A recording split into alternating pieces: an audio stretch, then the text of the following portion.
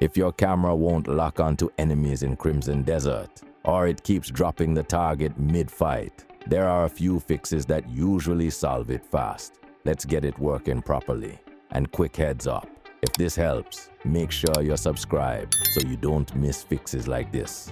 First, check your target lock settings. Go into settings and make sure lock-on/target assist is enabled. Some updates reset this, which makes it seem like the feature is broken. Next, confirm your lock-on key or button is actually bound correctly. Rebinding it once can fix cases where the input isn't registering or conflicts with another action. If you're using a controller, try disconnecting and reconnecting it, then relaunch the game. Mixed inputs between mouse and controller can break targeting completely. Now adjust your camera sensitivity and dead zone.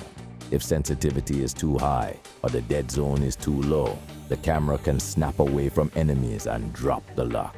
Lower sensitivity slightly for more control. Another issue is distance and line of sight. Lock-on usually won't activate if the enemy is too far, behind objects, or not centered on your screen. Make sure the enemy is clearly visible and close enough before locking on. If it keeps dropping during fights, lower your graphics settings. Frame drops can interrupt tracking and cause the lock to break randomly. Also, try resetting your settings to default. If something is misconfigured, this clears it instantly and restores proper targeting behavior.